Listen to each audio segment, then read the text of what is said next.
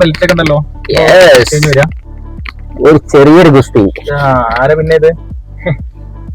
അപ്പൊ ഇതാണ് അജയ് ചേട്ടൻ, എന്റെ ഫ്രണ്ടാണ്. അജയ് ചേട്ടനെ എല്ലാവർക്കും അറിയുന്നുണ്ട്. മലപ്പുറത്ത് ഒരു ഗ്രാഫിക് ഡിസൈൻ ഷോപ്പ് ചെയ്തിട്ടാണ്. നമ്മളെ മലപ്പുറം ഓട്ടപ്പൊന്ന് കേറുന്ന. അപ്പോ അജയ് ചേട്ടാ ഒന്ന് പരിചയപ്പെടുത്തിട്ട്. Ajesh Malappuram, doing a printing shop, graphic designing work, photo frames. Enquiries ഉണ്ടെങ്കിൽ അജയ് ചേട്ടൻ നമ്പർ ഞാൻ അവിടെ കൊടുത്തിട്ടുണ്ട്. നമുക്ക് ഫ്രെയിം വർക്ക്, ഡിസൈൻ വർക്ക്, പിന്നെ കാർഡ്, എന്ത് വർക്ക്, ബാനേഴ്സ്, പോസ്റ്റേഴ്സ് കാര്യങ്ങളെല്ലാം അജയ് ചേട്ടൻ ചെയ്യുന്നു. നമ്മളൊരു പാഷൻ ഇഷ്ടപ്പെടുന്ന ഒരാളാണ്. അതെ, അത്യാവശ്യം നിങ്ങൾക്ക് അഫോർഡായിട്ട് ചെയ്യാം. ചേട്ടന്റെ ഇൻസ്റ്റാഗ്രാം ഐഡി കൂടി ഞാനിവിടെ. എനിവേ, ഇറ്റ്സ് മീ യുവർ അവനസ്. നമ്മുടെ മൂവിയുടെ വിശേഷങ്ങൾ നമുക്ക് സ്റ്റാർട്ട് ചെയ്യല്ലേ? അപ്പോ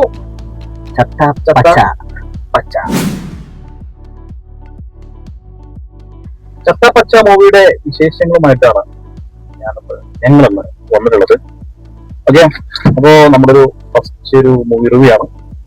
അപ്പൊ നമ്മളിവിടെ എന്താ പറയാ, ഇതിന്റെ ഒരു നമ്മൾക്ക് കണ്ട് ഇഷ്ടപ്പെട്ടിട്ടുള്ള കാര്യങ്ങളാണ് നോക്കാൻ പോകുന്നത്. അപ്പോ ജനുവരി 22 തീയതിയാണ് മൂവി റിലീസായത്. ഓക്കെ, ഇതിന്റെ ഡയറക്ടർ എന്ന് വെച്ചിട്ടുണ്ടെങ്കിൽ അദ്വൈത് നായർ. ഇദ്ദേഹം തന്നെയാണ് മൂവിന്റെ കഥ എഴുതിയിട്ടുള്ളത്. ഓക്കെ, പ്രൊഡ്യൂസർ ജോർജ് സബാസ്റ്റ്യൻ, അതുപോലെ തന്നെ ഷിഹാൻ ഷൗക്കത്ത്. ഇവരാണ് ഇതിന്റെ മെയിൻ ആളുകൾ. അപ്പോ മൂവിയിലോട്ട് വരുമ്പോൾ ഇപ്പോ നമ്മുടെ കുട്ടിക്കാലത്തോടെയാണ് അവർ ഈ ഒരു മൂവി സ്റ്റാർട്ട് ചെയ്യുന്നത്. കാരണം വെച്ചിട്ടുണ്ടെങ്കിൽ ഇപ്പോൾ WWE അമേരിക്കയിലൊക്കെ വൺ ഓഫ് ഫേമസ് ആയി ഇപ്പോഴും സ്റ്റിൽ പോയിക്കൊണ്ടിരിക്കുന്ന WWE വേൾഡ് റെസ്ലിംഗ് എന്റർടൈൻമെന്റ് ജോണറിലാണ് അവർ ഈ ഒരു പടം, ഈ ഒരു മൂവി അവർ ഇംപ്ലിമെന്റ് ചെയ്തിട്ടുള്ളത്. അതിന്റെ പല റെഫറൻസും കാര്യങ്ങളൊക്കെ ഉണ്ട്. അപ്പോൾ നമ്മുടെ കുട്ടിക്കാലത്തൊക്കെ അല്ലെ, നമുക്ക് ഇതൊരു ഒറിജിനൽ ആയിട്ടാണ് നമ്മൾ ആ സമയത്ത് തോന്നിയിട്ടുണ്ടായിരുന്നത്, അത് റിയലിസ്റ്റിക് ആയിട്ട്. പക്ഷെ പിന്നീടാണ് അത് കുറച്ച് വലുതായപ്പോഴാണ് അത് വെറും സ്ക്രിപ്റ്റ് ആണ്, അത് ജസ്റ്റ് ഒരു എന്റർടൈൻമെന്റ് പ്ലാറ്റ്ഫോം ആണെന്നുള്ളത് നമ്മൾ റിലീസ് ചെയ്തത്. അന്നൊക്കെ എന്റെ favourite John Cena, Undertaker, Batista, ട്രിപ്ലറ്റ്, സ്റ്റീരിയോ, ട്രിപ്ലറ്റ്സ്, പിന്നെ ഇവരൊക്കെ ആയിരുന്നു എന്റെ ഫേവറേറ്റ്. ഡാഡി ഷോ. അതിശക്തമായിരിക്കും. John Cena is the one of you can see me. John Cena. അപ്പൊ ആ ഒരു ബാറ്റിസ്റ്റ, ആ ഒരു കൈൻഡ് ഓഫ് ജോണറിലാണ് ഒരു പടം കൊണ്ടുവന്നിട്ടുള്ളത്. ഓക്കെ, പടം ഇറങ്ങിയിട്ട് ഇപ്പൊ 5-6 ദിവസമായി. കാണാൻ ഞാനാണ് ഇപ്പൊ നമ്മൾ പോയിട്ട് കണ്ടത്. ലേറ്റായി. സാധാരണ മൂവി റിലീസ് നമ്മൾ കാണാറുണ്ട്. അപ്പോ ഇതിലൂടെ എടുത്ത് പറയാൻ ഒരുപാട് അടിപൊളിയായിട്ട് ചെയ്തു വെച്ചിട്ടുണ്ട്. ഇപ്പോ ഇഷാൻ ഷൗക്കത്ത്, വിശാഖ് നായർ, അതുപോലെ അർജുൻ അശോകൻ, റോഷൻ, ഇവരാണ് ഈ മൂവിന്റെ ഒരു മെയിൻ ഹെഡ്സ് എന്ന് പറയുന്നത്. അതായത് ഇഷാൻ ഷൗക്കത്താണ് മൂവി ഇങ്ങനെ ഒരു ഫ്ലോയിൽ ഒഴുകി കൊണ്ടുവന്നത്. ഒരു ഫുൾ ഫ്ലഡ്ജിൽ പുള്ളിയാണുള്ളത്. എല്ലാവരും ഒന്നിനൊന്നിനും മെച്ചമായിട്ടാണ് ചെയ്തിട്ടുള്ളത് എന്റെ ഒരു കാഴ്ചപ്പാട്. ഓരോ മൂവി കഴിയുമ്പോഴും അർജുൻ അശോകന്റെ ഗ്രാഫ് കൂടി വരണം. ഇതിന്റെ ആ ഒരു അഭിനയാണെങ്കിലും ആ ഒരു എനർജിക്കാണെങ്കിലും ഒരു അവര് ഇതിലുദ്ദേശിക്കുന്ന ഒരു എന്റർടൈൻമെന്റ് പ്ലാറ്റ്ഫോം ആണ്. ഒരു ത്രില്ലിങ്ങോ അല്ലെങ്കിൽ ഒരു റിയലിസ്റ്റിക് ആയിട്ടുള്ള ഒരു സ്റ്റോറി ടെല്ലിംഗ് അല്ല അവർ ഉദ്ദേശിക്കുന്നത്. പക്ക ഒരു എന്റർടൈൻമെന്റ്, ഒരു തിയേറ്റർ എക്സ്പീരിയൻസ്. മോസ്റ്റ്ലി തിയേറ്റർ പോയിട്ട് വാച്ച് ചെയ്യേണ്ട ഒരു മൂവിയാണത്. എന്നാലാണ് നമുക്ക് ആ ഒരു വൈബ് എൻജോയ് ചെയ്യാൻ പറ്റുള്ളൂ. ആ ഒരു ഓളം പലതും അവർ ചെയ്തു വെച്ചിട്ടുള്ളതൊക്കെ അതിന്റെ എസ്പെഷ്യലി അതിന്റെ ബാക്ക്ഗ്രൗണ്ട് സ്കോർ അടിപൊളിയായിട്ട് ചെയ്തിട്ടുണ്ട് അല്ലെ. ബാക്ക്ഗ്രൗണ്ട് സ്കോർ അടിപൊളിയായിട്ട് ചെയ്തിട്ടുണ്ട്. അതുപോലെ തന്നെ ആ ഒരു ഓരോ ക്യാമറ ആക്ഷൻസ്, ക്യാമറ പൊന്നു മോള് അൾട്ടിമേറ്റ്ലി പറയുന്നത് അവിടെ ഒരു കുട്ടി റോസമ്മ എന്നൊരു ക്യാരക്ടർ ചെയ്തിട്ടുണ്ട്. റോസമ്മ ആയിട്ട് ആ കുട്ടി നന്നായിട്ട് ചെയ്തു വെച്ചിട്ടുണ്ട്. ആ കുട്ടി കാരണം ഒരു കുട്ടി മുമ്പ് ഏതെങ്കിലും സിനിമ അഭിനയിച്ചിട്ടുണ്ടോ എന്ന് അറിയില്ല. പക്ഷേ ഈ ഒരു സിനിമയിൽ ആ കുട്ടി അത്യാവശ്യം നല്ല രീതിയിൽ പെർഫോം ചെയ്തിട്ടുണ്ട്. അപ്പോൾ കുട്ടികൾക്കൊക്കെ ചെറുകുട്ടികൾക്കൊക്കെ നന്നായിട്ട് കണക്ട് ആവുന്ന ഒരു മൂവിയാണ്.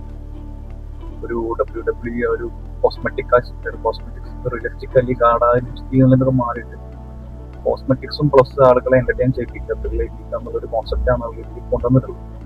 അത് നന്നായിട്ട് അവർക്ക് ഇംപ്ലിമെന്റ് ചെയ്യാൻ കഴിയും എന്നുള്ളതിനാണ്. കാരണം ഓരോ ആക്ഷൻസ് ആണെങ്കിലും കാര്യങ്ങളൊക്കെ അത്യാവശ്യം അവർ ചെയ്തു വെച്ചിട്ടുണ്ടെങ്കിൽ അപ്പോൾ നമുക്കൊരു ആർട്ടിഫിഷ്യലായിട്ട് ഒരിക്കലും ഫീൽ ചെയ്തിട്ടില്ല.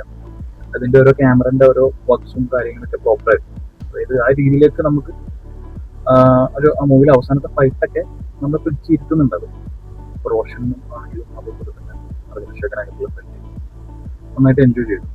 അതായത് ഒരു നാച്ചുറൽ സ്റ്റോറി എക്സ്പെക്ട് ചെയ്ത് ഒരിക്കലും പോരുത്. ഒരു പക്ക ഒരു 2 മണിക്കൂർ അല്ലെങ്കിൽ 2.5 മണിക്കൂർ ഒന്ന് എന്റർടൈൻ ചെയ്യാം. ആ ഒരു കൊച്ചി പശ്ചാത്തലം ഒന്ന് എൻജോയ് ചെയ്യാം. കൊച്ചി പശ്ചാത്തലത്തിലാണ് അവർ ആ സ്റ്റോറി പറയുന്നത്.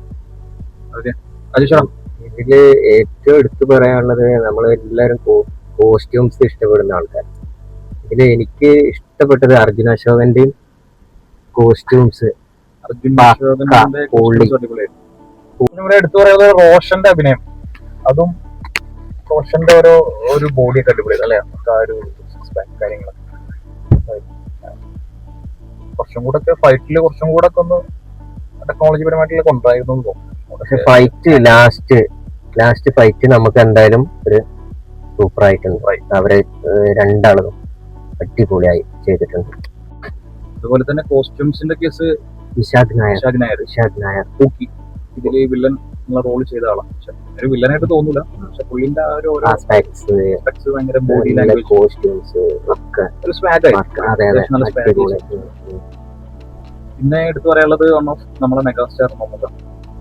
മമ്മൂക്കത്തെ റിവ്യൂവും കാര്യങ്ങളൊക്കെ കണ്ടപ്പോൾ മമ്മൂക്കാനെ ഭയങ്കര ആ ഒരു റോൾ അല്ലെങ്കിൽ ക്യാമിയ റോള് ഭയങ്കരമായിട്ടൊരു കോമാളി കഥാപാത്രമായിട്ടാണ് ആളുകൾ പറഞ്ഞിട്ടുണ്ടായിരുന്നത്. പക്ഷെ എന്റെ ഒരു പെർസ്പെക്ടീവ്സിൽ ഈ സിനിമ തുടങ്ങുമ്പോൾ തന്നെ പുള്ളിനെ കുറിച്ചിട്ട് നമുക്ക് പറഞ്ഞിരുന്നുണ്ട്, ഡിസ്ക്രൈബ് ചെയ്തിരുന്നുണ്ട് ആ റോളെ കുറിച്ച്. പുള്ളി ഒരു പുസ്തകക്കാരനാണ്, കുറച്ചുകൂടി മോഡേൺ ആയിട്ടുള്ള, കാരണം പുള്ളിന്റെ വസ്ത്രങ്ങളാണെങ്കിലും ആറ്റിറ്റ്യൂഡ് ആണെങ്കിലൊക്കെ എല്ലാവർക്കും ഇഷ്ടപ്പെടുന്ന രീതിയിലാണ് ചെയ്തിരുന്നത്. ആൾറെഡി പുള്ളിനെ നമുക്ക് ഈ മൂവിന്റെ തുടക്കത്തിൽ എൻജോയ് ചെയ്യുന്നുണ്ട്. അപ്പൊ ആ രീതിയിൽ ഇപ്പോ പലരും ചിലപ്പോ ഒരു കളങ്കാവൽ അല്ലെങ്കിൽ ബ്രഹ്മയൊക്കെ എക്സ്പെക്ട് ചെയ്തിട്ടായിരിക്കും ചിലപ്പോൾ നമുക്കാന്നുള്ള ഒരാളെ അല്ലെങ്കിൽ ആ ഒരു നടനെ അംഗീകരിക്കും. പക്ഷെ ഈ സിനിമയില് പുള്ളിക്ക് കൊടുത്തിട്ടുള്ള ക്യാരക്ടർ അല്ലെങ്കിൽ മാനേജ് എങ്ങനെയാണ് അത് നമ്മൾ അതുപോലെ എൻജോയ് ചെയ്തു. കാരണം നമ്മൾ പോക്കിരി രാജ, മധുരാജ, രാജാതിരാജ, അതുപോലെ തന്നെ തുറപ്പുലാനൊക്കെ അക്സെപ്റ്റ് ചെയ്ത ആളുകളാണ് നമ്മൾ. ഇത് കോസ്റ്റ്യൂംസ് ഒന്നുകൂടി ബെറ്റർ ആക്കാമായിരുന്നു തോന്നുന്നു അല്ലേ? കോസ്റ്റ്യൂംസ് ഭയങ്കരമായിട്ടൊരു ഗിമ്മിക്കൊക്കെ നൽകി പുള്ളി നല്ലൊരു ബിൽഡപ്പ് ഒക്കെ നൽകിയ ഒരു കോസ്റ്റ്യൂംസ് ഫസ്റ്റ് പിന്നെയുള്ള ആ ഒരു ഹോസ്പിറ്റൽ സീനുള്ള പുള്ളി കിട്ടുന്ന കാര്യങ്ങളൊക്കെ ഒരു കുഴപ്പമില്ലാത്ത. കാരണം പുള്ളി ഒരു കുസ്തികാരനാണ്. ഒബിയസ്ലി ഇതൊരു ഫാന്റസി ബേസിലുള്ള ഒരു മൂവിയാണ്. ആ രീതിയിലുള്ള കോസ്റ്റ്യൂം നമുക്കിപ്പോ ഒരു കുസ്തി ചെയ്യുന്ന ഒരാൾ ഒരിക്കലും ഫോർമുല ഇട്ട് പോകുമല്ലോ. അപ്പൊ ആ രീതിയിൽ എക്സ്പെക്ട് ചെയ്യുക, ആ രീതിയിൽ കാണാം, ആ കഥാപാത്രത്തെ കാണാം. നമുക്ക് ഈ പ്രായത്തിലും ആ രീതിയിൽ മുപ്പര് ചെയ്തു വെച്ചിട്ടുണ്ട് അതില്. ഇവരെ പുതിയ ആളുകളെ അംഗീകരിക്കുന്നത് പൊതുവെ മമ്മൂക്കാന്റെ വലിയൊരു ബിഗ് ക്വാളിറ്റിയാണ്. സിനിമയുടെ ഒരു ഹെഡ് എന്നുള്ള രീതിയിൽ എല്ലാവരും സപ്പോർട്ട് ചെയ്യാന്നുള്ളത് മുപ്പര് നല്ല രീതിയിൽ ചെയ്തിട്ടുണ്ട്. പിന്നെ ഇതില് അർജുൻ അശോകന്റെയും മറ്റേ എന്തായിരുന്നു ഫസ്റ്റ് ഇഷാൻ ഷൗക്കത്തിന്റെ എൻട്രിയും എടുത്തു പറയാനുള്ള ഒരു കാര്യം. അതെ നല്ല അടിപൊളിയായിട്ട് എടുത്തിട്ടുണ്ട്.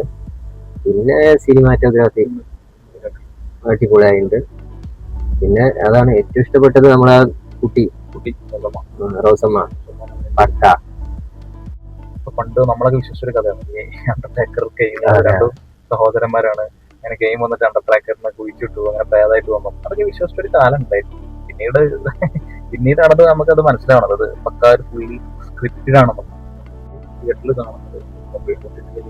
ഫോണിലൊക്കെ എത്രത്തോളം അത് നമുക്ക് എൻജോയ് ചെയ്യാൻ പറ്റുമോ, നമുക്ക് എക്സ്പ്ലോർ ചെയ്യാൻ പറ്റും. ആ ഒരു ഓരോ ബാക്ക്ഗ്രൗണ്ട് സ്കോറൊക്കെ നമ്മൾ തിയേറ്ററിൽ തന്നെ കാണേണ്ട കാര്യങ്ങളാണ്. മൊത്തത്തിൽ എനിക്ക് ഈ സിനിമ നല്ല രീതിയിൽ ഇഷ്ടമായി, എന്റർടൈൻ ചെയ്യാൻ പറ്റി. ലാഗോ കാര്യങ്ങളോ അല്ലെങ്കിൽ അൺവാണ്ടഡ് ആയിട്ടുള്ള കാര്യങ്ങളോ ഒന്നും ഇല്ല. എനിക്ക് ഞാൻ നന്നായിട്ട് തിയേറ്ററിൽ എനിക്ക് നന്നായിട്ട് എക്സ്പീരിയൻസ് ചെയ്യാൻ പറ്റി, നന്നായിട്ട് എനിക്ക് ഇഷ്ടപ്പെട്ടു. പിന്നെ എല്ലാവർക്കും ഓരോ അഭിപ്രായമാണ്. എല്ലാവർക്കും ഇന്ത്യയിലെ അഭിപ്രായ സ്വാതന്ത്ര്യങ്ങളുണ്ട്. സിനിമ എന്നുള്ളൊരു ആശയവിനിമയം ചെയ്യുന്ന ഒരു പ്ലാറ്റ്ഫോം ആയതുകൊണ്ട് അത് കണ്ടു. ചത്തപ്പച്ച. അപ്പൊ അടുത്തൊരു മൂവി ആയിട്ട് വരുന്നവരെ വണക്കം. വീഡിയോ ആദ്യമായിട്ട് കാണുന്നവരാണെങ്കിൽ സബ്സ്ക്രൈബ് ചെയ്യുക, കമന്റ് ചെയ്യുക. നിങ്ങളുടെ മൂവിയെ കുറിച്ചും ചാനലിനെ കുറിച്ചും നമ്മൾക്ക് വേണ്ടിയിട്ടുള്ള അപ്ഡേഷനെ കുറിച്ചും എല്ലാം കമന്റ് ചെയ്യുക കേട്ടോ. അതെ, അപ്പൊ അടുത്തൊരു വീഡിയോ വരുന്നതായിട്ട് ബൈ ബൈ. നാട്ടിന്റെ പിള്ളേരെ തൊടുന്നോടാ.